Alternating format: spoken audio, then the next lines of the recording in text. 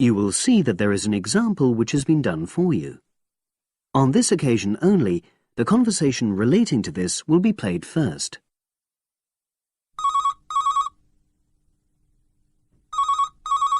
Hello, Brian Park speaking. Oh, hello. I'm calling about the advert in the paper. For the car? Yes, the Mini you've got advertised for sale. Oh, yes. I just wanted to find out a bit more information. Of course. What would you like to know?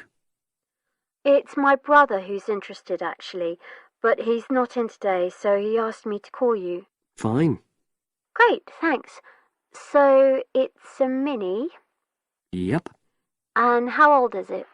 Just coming up to 13 years old. The man says the car is just coming up to 13 years old. So 13 has been written in the space. Now we shall begin. You should answer the questions as you listen, because you will not hear the recording a second time. Listen carefully and answer questions 1 to 4.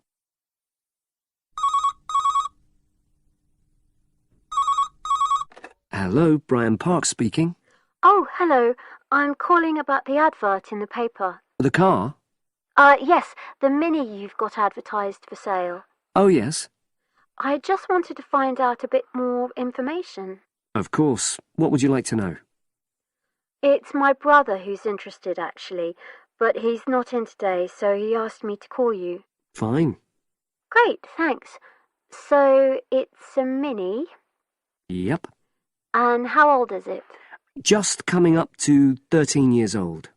And I seem to remember from the ad that it's grey. That's it. Doesn't show the dirt. Absolutely. Anyway, the colour shouldn't be a problem for Jeff. You know, the important thing is the quality. Yes, of course. And what about mileage? With it being pretty old, it's probably over 100,000? Actually, it's 40,000 less than that. 62,000 on the clock. Great! I remember now. I'm confusing it with another ad I was looking at. Right. Pleasant surprise then. Yeah. Have you been the only owner, or was there a previous one? I'm the second one. Before, it was owned by a teacher who was a very careful driver. Didn't have any accidents. Very good. And what about you? What do you tend to use it for? I haven't used it all that much, mostly for shopping. You know, the sort of thing. So not much wear and tear. I'll make a note of that. I know Jeff wanted me to check that. Right. Before you hear the rest of the conversation, you have some time to look at questions 5 to 10.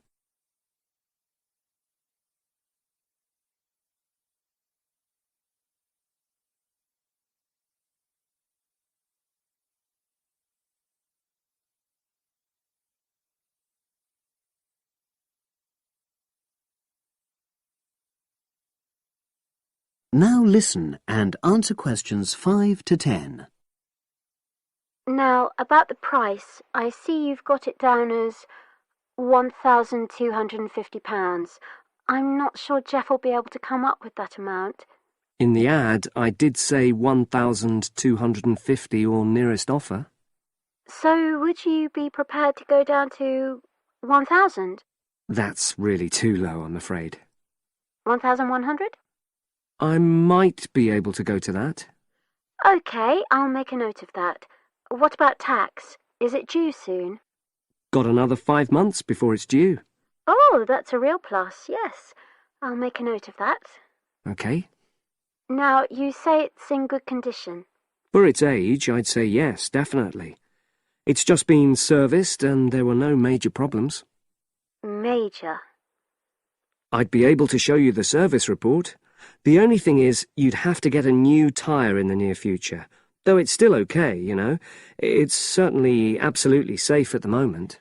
OK, fair enough. Yes, I understand. And the garage also mentioned that one headlight could probably do with replacing. They think there's a fault there, you know, intermittent... Well, we'd obviously look at all the documents, but that sounds very straightforward. Of course. I've got all the service documents up to date, and you can look at those. Well, it all sounds pretty good. And I know my brother will be interested, so would it be possible for him to see the car? He's back from his trip tomorrow and away tonight, so how about tomorrow? Tomorrow? Wednesday? I'm afraid that's not possible. I'm out pretty much all day. Well, Thursday then? That'd be fine, yeah. In the morning? Yes, that'd suit me perfectly. Great. Now, you'll need my address. Oh, yes, of course. What is it? It's number 238. 238? London Road. Oh, that's easy enough. Yes, very straightforward. So I'll pass on these notes to Jeff, and he'll see you in a couple. That is the end of section 1. You now have half a minute to check your answers.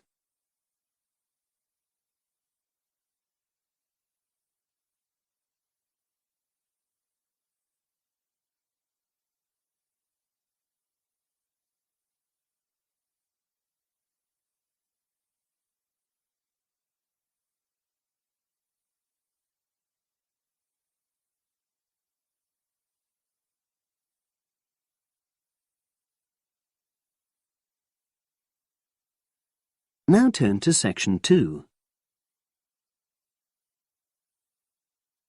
Test 3, section 2. You will hear part of a podcast for visitors to the popular holiday region called the Treloar Valley. First, you have some time to look at questions 11 to 14.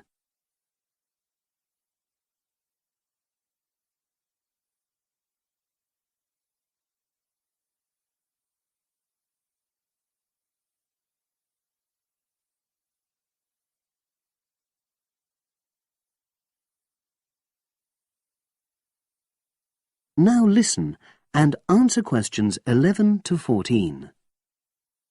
The valley and estuary of the River Treloar forms an unspoilt, beautiful landscape, rich in both wildlife and sites of historic interest. There are many ways to explore the area, and public transport links are good. It is possible to leave your car behind and travel by boat, train, or bus, with just short walks in between stops. The Treloar Valley Passenger Ferry runs between villages along the river estuary and provides a link with a train station at Barry, which is about 10 minutes' walk from the riverside village of Calton.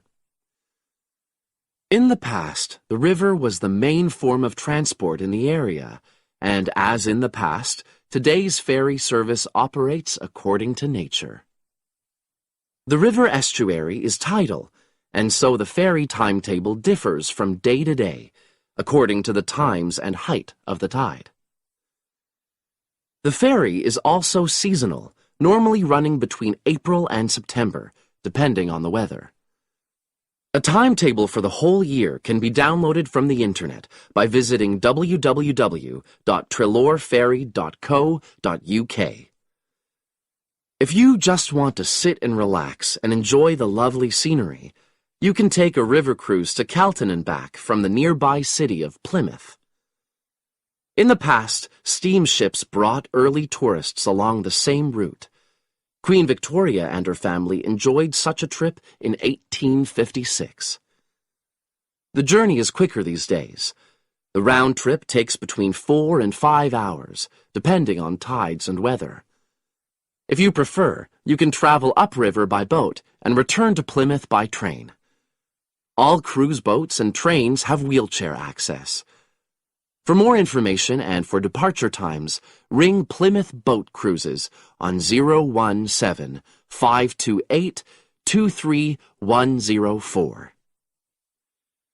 Trains run several times a day throughout the year between Calton and Plymouth, with various stops in between. They are used by both local commuters and tourists who want to enjoy the beautiful scenery. The highlight of the journey is crossing the river on the stunning viaduct, which was built at the beginning of the 20th century and towers 120 feet over the water. It is unnecessary to book, and tickets can be bought on the train. For information about fares and timetables, contact National Rail Enquiries by phone or online.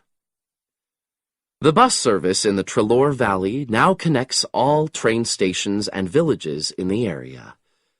Especially for holidaymakers, there's a Rover ticket which can be used at weekends and on national holidays and allows unlimited journeys on those days.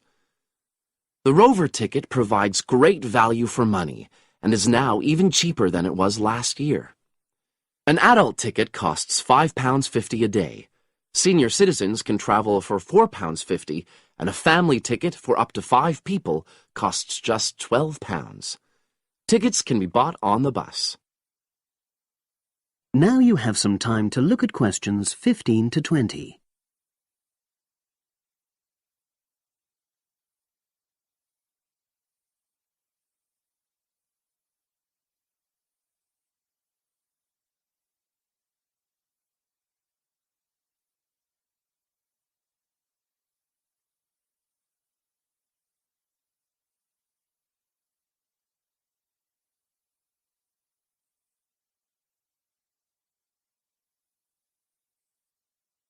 Now listen and answer questions 15 to 20.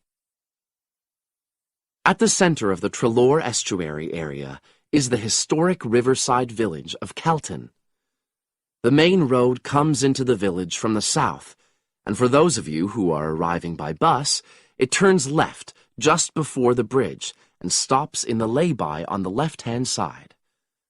From there, it's just a short walk to Kelton's various attractions. If you're arriving by car, you have to leave it in the main car park. Go over the bridge and take the first turning on the right. Then go on until you come to the end of that road. It's the only place to park in Kelton, but there's no charge. If you're interested in local history, there's a museum in Kelton with farming, fishing, and household implements from the late 19th century. As you come in from the south, cross the river and go straight on the same road until you reach the end. Also, on the subject of history, you can go and see the old mill, which has recently been renovated and put back into use. Turn left before you come to the bridge, then go straight on and then take the first turning on the right.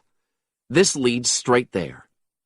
If you're interested in arts and crafts, there's a potter's studio where you can watch the artist at work. After crossing the bridge, turn left, and it's the second building on the left. Finally, when you feel in need of refreshments, there's a cafe opposite the old boathouse and a picnic area near the mill. That is the end of section 2. You now have half a minute to check your answers.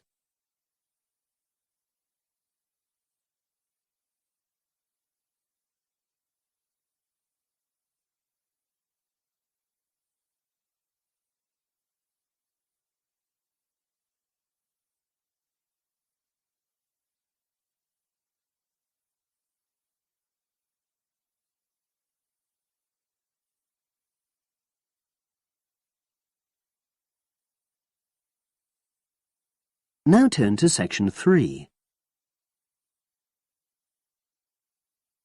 Test 3, section 3. You will hear 2 geography students talking. An older student, called Howard, is giving advice to a younger student, called Joanne, on writing her dissertation. First, you have some time to look at questions 21 to 24.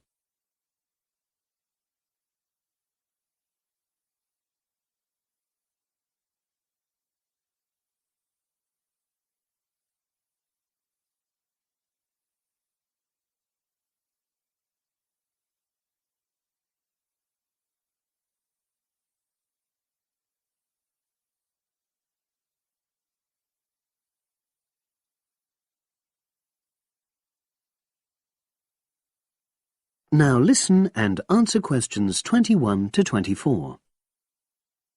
Hi, Howard. I haven't seen you for a while. Hi, Joanne. Yeah, they're keeping us really busy on the postgraduate programme. But how are you? You'll be starting your dissertation soon, won't you? Yeah, tutorials start next week. I've got Dr. Peterson. You'll remember it all from last year, of course. It's not something you forget easily. Oh.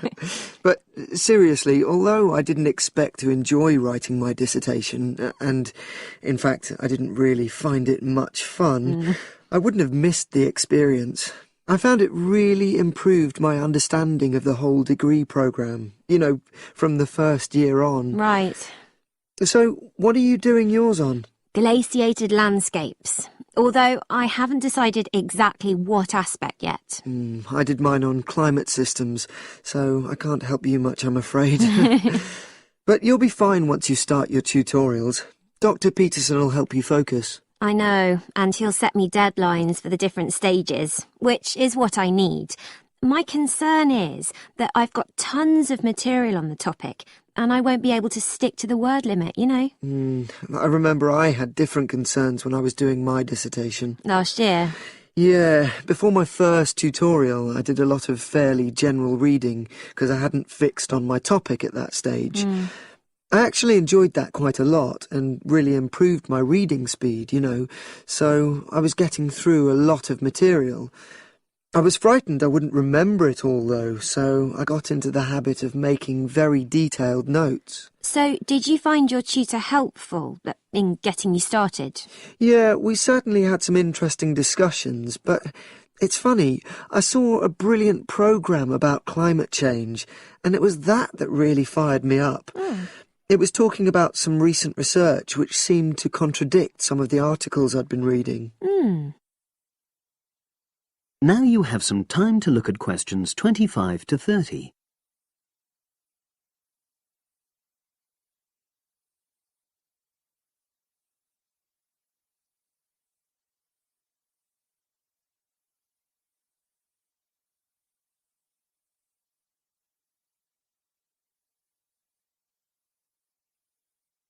Now listen and answer questions 25 to 30.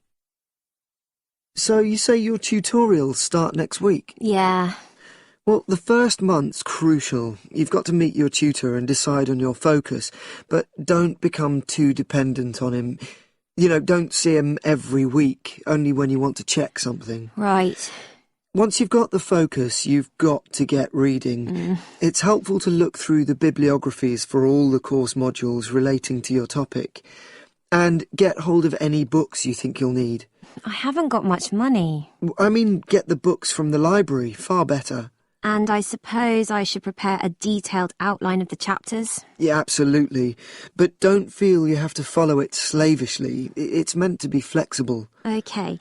Now, I'm someone who likes to get writing quickly. I can't just sit and read for a month. Not like me, then. But if that's what suits you, your natural approach, then you really ought to start immediately and write the first chapter. Right. Now, Joanne, about the library, it's worthwhile getting on good terms with the staff. They aren't always helpful with undergraduates. I suppose they focus on postgrads more. Maybe. But show them you're serious about wanting to do good work. And what if I can't find what I need? Well, there's interlibrary loans. Borrowing books from other libraries, but I've heard it isn't all that reliable. You're right, but you probably won't need it anyway. Be positive. The library is likely to have most things you need.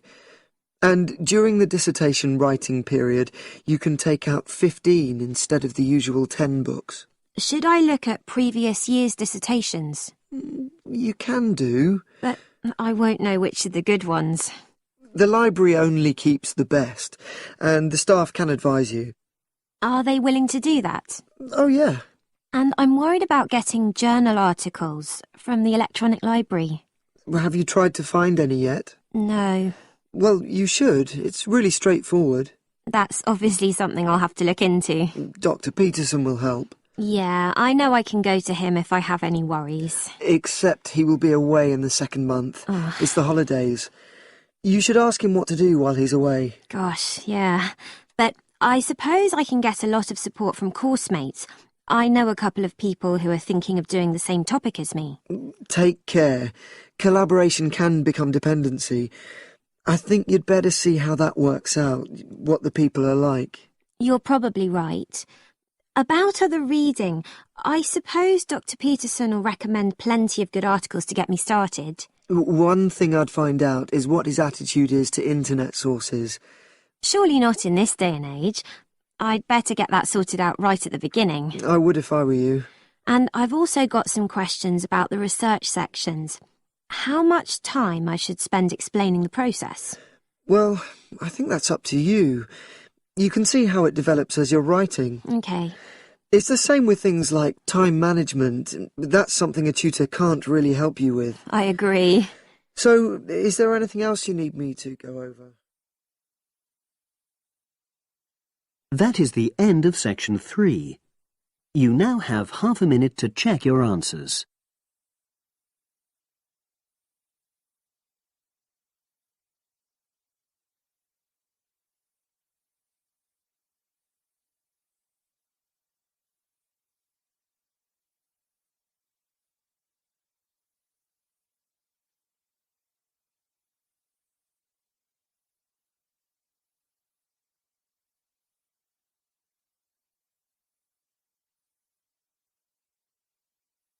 Now turn to section 4.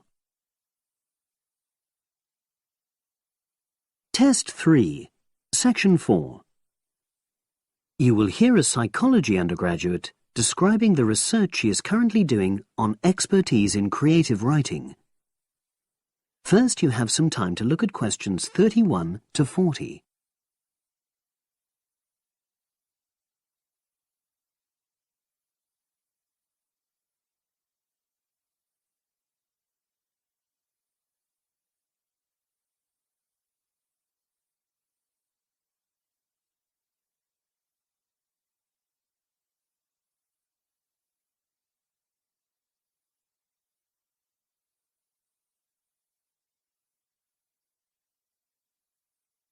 Now listen and answer questions 31 to 40. For my short presentation today, I'm going to summarise the work I've done so far on my research project to explore expertise in creative writing. Essentially, I'll share with you the process I underwent to gather my interim findings. First of all, I should give a little relevant background information about myself. Before I started my current degree course in cognitive psychology, I studied English literature, and as you can imagine, this meant I spent a great deal of time thinking about the notion of creativity and what makes people develop into successful writers. However, the idea for this research project came from a very specific source.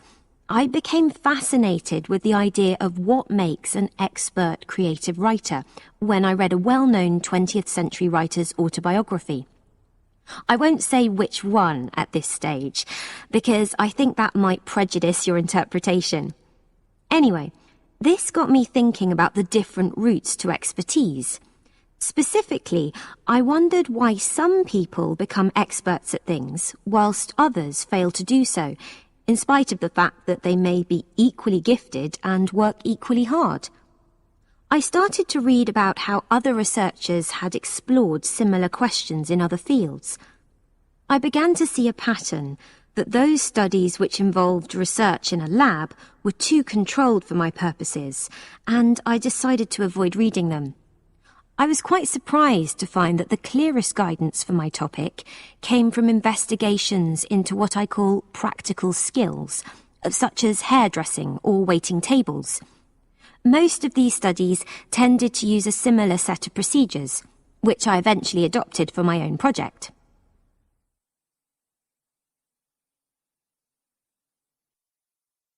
I'll now explain what these procedures were. I decided to compare what inexperienced writers do with what experienced writers do. In order to investigate this, I looked for 4 people whom I regarded as real novices in this field, which proved easy, perhaps unsurprisingly. It proved much harder to locate people with suitably extensive experience who were willing to take part in my study. I asked the first 4 to do a set writing task and, as they wrote, to talk into a tape recorder, a technique known as think aloud. This was in order to get experimental data. Whilst they were doing this, a research assistant recorded them using video. I thought it might be helpful for me in my transcriptions later on. I then asked 4 experienced writers to do exactly the same task. After this, I made a comparison between the 2 sets of data, and this helped me to produce a framework for analysis. In particular, I identified 5 major stages which all creative writers seem to go through when generating this genre of text. I think it was fairly effective, but still needs some work, so I intend to tighten this up later for use with subsequent datasets. I then wanted to see whether experienced writers were actually producing the better pieces of writing. So I asked an editor, an expert in reviewing creative writing, to decide which were the best pieces of writing. This person put the 8 pieces of work in order of quality, in rank order, and using his evaluations, I was then able to work out which sequence of the 5 stages seemed to lead to the best quality writing. Now, my findings are by no means conclusive at this point. I still have a long way to go, but if any of you have any questions, I'd be happy to answer them and go. That is the end of section 4. You now have half a minute to check your answers.